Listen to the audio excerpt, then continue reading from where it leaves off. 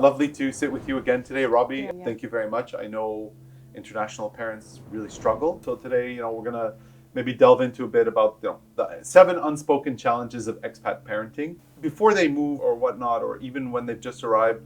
What are some of the overlooked challenges you see parents face when raising children abroad? Where's the biggest challenges, I would say? Before moving, you're saying? Before, or maybe just as they arrive, or if you have maybe more general challenges that you see that are maybe deeper and people can really relate to, I think that's helpful. I think that usually before an international move, very often the parents, not always, but very often the parents have this illusion that they will be coming back to where they were, or they will be going again. So there isn't this total focus on where they are going. It's just seen as something, as in just a transition quickly, and we'll be going back. Either going back to the host country where they were before, or the home country where they were before, going back to home. So it is just, we're going somewhere, we're going to go back. And often what you see happens is, if it's going well in that country, they'll stay longer. One of the parents may get an extension with work and so on. There's a very high chance that where you're going is going to be a place where you're going to stay longer, and sometimes based there. Here in the Netherlands, you see it a lot. I had many clients who came in, and you think, oh, 3 years, okay, they're leaving after 3 years, and then they don't leave after 3 years. They renew, they stay, they renew again, they stay, and then after 6-9 years, oh, you know what, it's home, let's just stay. And then literally they integrate and stay in the country and go nowhere. And I've seen this happen repeatedly. Like I say, specifically here.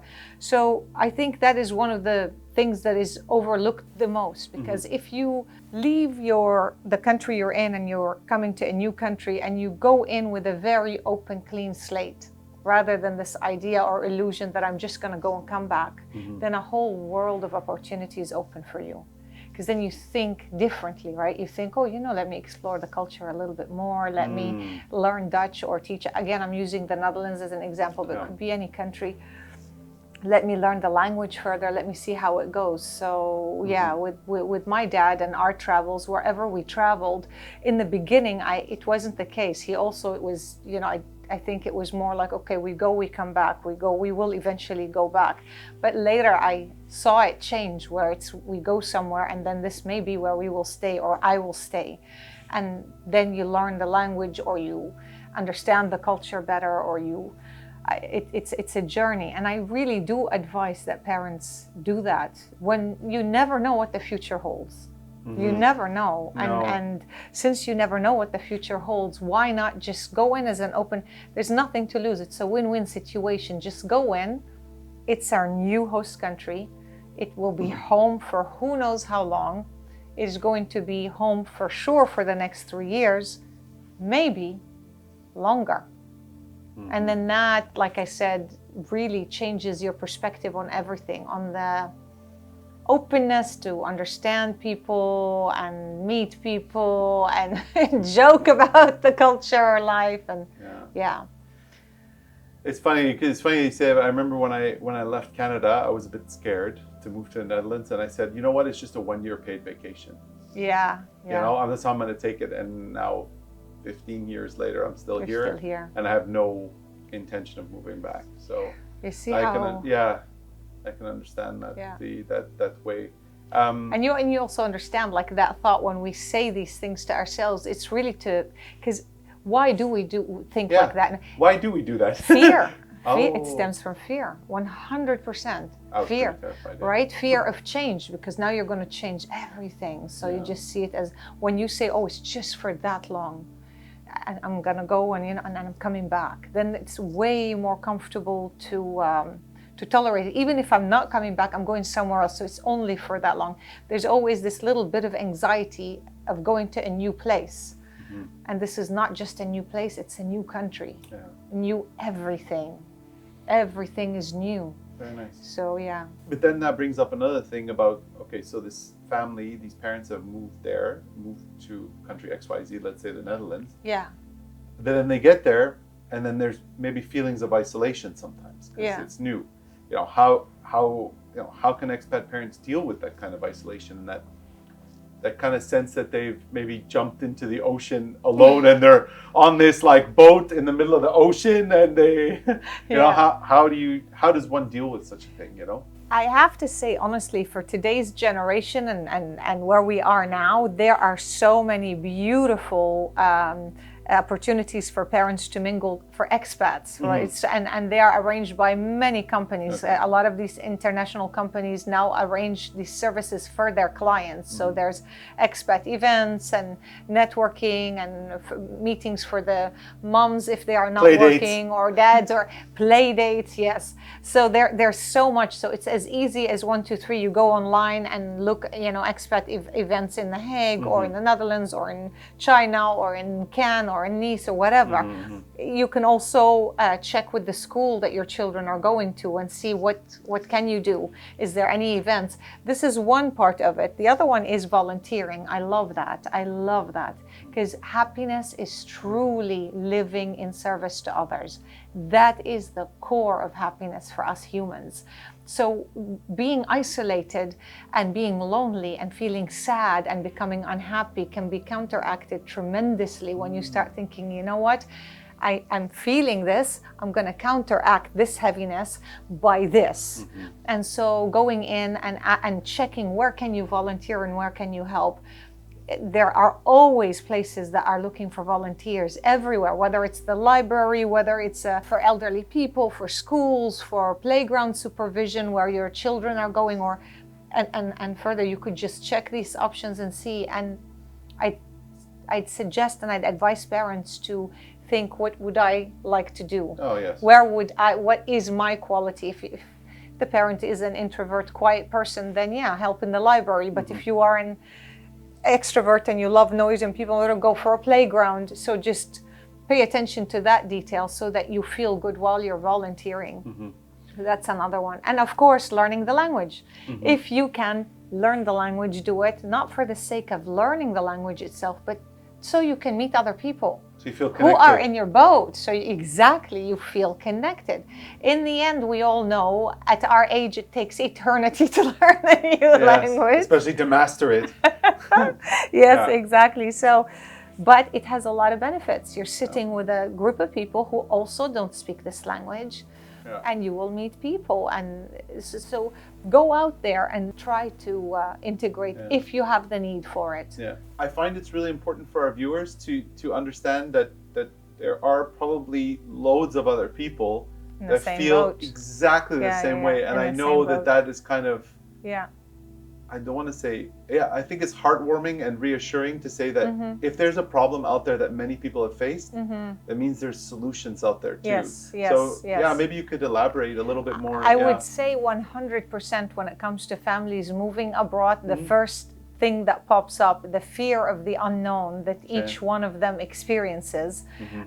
For the children, the new school and the new friends and the new neighborhood, and for the parents, the new house and the new people and the new culture. For the dad, the new job and the new setting, and the family in a new environment that he wants to provide for. And so they all come back home after school and work and whatnot, and there is this now collective anxiety in one house under one roof because of all the new stuff that's happening. And I often talk about change being the basic rule in life. So this is a lot of change happening at once. And it's about how to deal with that change. So I'd love to see for families, when they come back all together at home, to sit together, cuddle together, laugh together, and talk together openly about how was the day and what happened.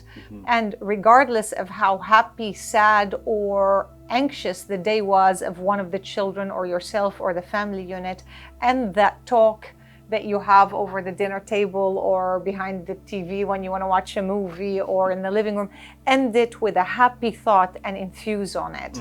And the happy thought and the happy ending should be more or less of a positive affirmation that, hey, guys, we did it. We did the first week here, and I'm so proud of us. And you dealt with, your new teacher and your new school, and you don't like the place it's in, but you did fabulous, and I'm sure you can build on that. And you dealt with this. I'm so proud of you. And mom is dealing with having to learn her way around and her new job, and I am really trying to accept the change and know that my family's safe and that I did the best thing by moving us here, and we'll just keep exploring life because changes will keep coming at us. And it's not about the change, it's about how we deal with it. And I'm loving how we're dealing with it as a unit. Look at us talking about it like this is priceless. And then it's okay. Very often the issues they want to talk about, after talking they feel better. There's nothing to fix. And even if there's something to fix, it's charge or fire, that feeling that causes the discomfort diminishes, goes down. So it just becomes an issue that we're working on. And that's turning, lemons into lemonade. Exactly. Yeah. You get into your life, you get into your groove, and let's say now the family's here 2-3 years later. Yeah. And then what sort of new challenges can come up after they've moved and settled a bit, and how does that go, It's a good question. It depends on the ages of the children that are in the family. If you have teenagers, this is a whole different section on its own, because we humans, when we are in that stage, want to bond and make friends. We want to settle into a group, of our own. We want to joke and be silly, mimicking adults, but yet children. And this is a stage that you then really need to feel embedded in a certain culture, whether it's the culture of the group at school or the neighborhood or the country, depending on how that family is living. So yeah, you could be facing many beautiful challenges. And again, it's not the challenges that come at you, it's how you deal with the challenges that matter. So every time you fix one, another one will come. You're guaranteed that. The younger children, their challenges move very quickly. So if you say 2-3 years later, I have to smile, because if it's a little one, that's fantastic. By then they're speaking the language, by then they are are settled in, and it's the only way of life they can do. The younger we are, the easier we flow with change, and the older we become, the harder it is to deal with change. More stuck in our ways. More stuck. If you look at elderly people, we want things exactly the same. We are creatures of repetition, exactly. Right? We like repeating. So yeah, it's easier for younger children than older. But I think you look 2-3 years down the line, as you said, I see younger children really doing great in general. I see, like I said, teenagers, there's a whole now issue to deal with, but that is very easily dealt with if you've been in that country. And I advise that you don't move during that turbulent time while they are just adjusting to the social setting that they are in. And then the parents, 2-3 years down the line, again, there's also more stability, because now you have friends, you have routine, you have a way of life, you have a neighborhood, you know a little bit about the way the country works, the culture, the language. So it's more of a comfort situation at that point, considering that you have now so many external parties that help this transition: international schools, international companies, international events, and so on. And I know it sounds a bit cliche, and you can go and read online and all this stuff about stress, and it's very high level, but what kind of, really, from your experience, what kind of tips can you give to parents to really manage their stress that they can actually take home and start doing right away? Yeah. I guess the source of the stress matters, but maybe you can share some examples. I'll give 5 tips about dealing with stress immediately. And I will tell you that the sources of the stress mostly will be missing home, or still feeling isolated from the culture a little bit, especially like I said, the older, not the younger the child is, but this sort of form of the younger children, if they do feel isolated from the culture, it is because of the parents. It isn't because of the child themselves. It is because of how the situation unfolded in the house or the neighborhood, or how integrated the family is with other families, and so on. Okay. But in general, the issues would be because of missing home, and missing home on many levels. There's a lot of grief for missing home and having that behind. And then there is, if they stay in the country much longer, of course, now things are happening back home that they are missing out on. And this could be the grandparents are getting older, the grandparents are getting sick, and a family member might die, someone might get married, and you start missing out. If you know in time for a wedding you can go, but to fly the whole family and go so far away during a school term or whatever for a wedding is also very difficult. So one will go, the other one won't. So the missing out, the challenge of missing out. These are the biggest ones. To deal with stress, regardless what the stress is that is causing things, I always talk about 5 tips to go with. And these are 5 ways that we are born with, or stress release methods. The top 2 that I love about the stress release methods are laughing and crying. So whenever the stress peaks in your life, even if you don't know exactly where it's coming from, pull out a movie that you find hilarious, or go to a comedy show with a friend, and you'll find that you'll laugh way harder than you usually laugh, because you're needing to release. You'll literally, when and I do that myself, because I practice what I do. Well, I do what I practice. I've done this before, and I'd be in a comedy show, or I'd be watching one of my favorite movies, and whereas I'd laugh at some scenes normal, usually when I am stressed, the laughter, you can't stop. You literally can't stop. My friend will say something and I'm just bending down, tears are rolling, and it is a stress relief, because it's not that funny. I mean, come on, but you just can't stop. It just keeps rolling. And after that kind of laugh that's from the belly, there's this deep feeling of calm, peace, relaxation, and satisfaction that comes with it, because it's a natural release method. Children do it often, especially children of 11, 12, 13. They'll come back from school and they're giggling silly at the table about everything, Usually adults, or even at snack at school, the adult will tell the child, stop, there's nothing funny. Stop goofing around. It's not funny. Sit up, quiet, it's mealtime, but the child really needs to do this silly giggling nonstop, and it's almost uncontrollable. You'll know it when you see your child do it. You will know it. You'll know exactly what I'm talking about when you see it. Yeah. That is not naughty behavior whatsoever. That is the child having a lot of stress, and he's actually releasing. So there's this nonstop giggling. Even if you say, hey, stop it, honestly, I'm getting really now upset with you, and they still giggling, right? And it's not to disrespect you. He literally can't stop. It's just coming out. We stop the release, and we shouldn't. Just let him. Just ignore. He's not causing any damage. He's not swearing at anyone. He's not hitting anyone. He's not making a mess. Just let him, and it'll stop in a few minutes. Really good. So that's one of them. The other one is crying. Crying is by far the best way to deal with any stress you have, no matter what it is. It is unfortunate that, in our day and age, crying is really frowned on, because whenever someone cries, then they are viewed as, why are you crying? Toughen up and whatnot. And if it's not toughen up, we tend to want to stop people we love from crying. But we shouldn't, because, I also often talk about this. We shouldn't stop the crying, because it is a release method. It isn't that if you stop the crying, you stop the pain. The pain has happened, or the stress has happened. So let that crying clean your system or flush it out from the stress. Again, after a really good cry, there's that feeling of relaxation and peace, and your muscles literally. Yeah. I don't know if you've ever had such a good cry. The next day you wake up and you're like, bring it. I'm ready. Let's go again, world. Let's go. I'm ready. This is really after a very, very good cry.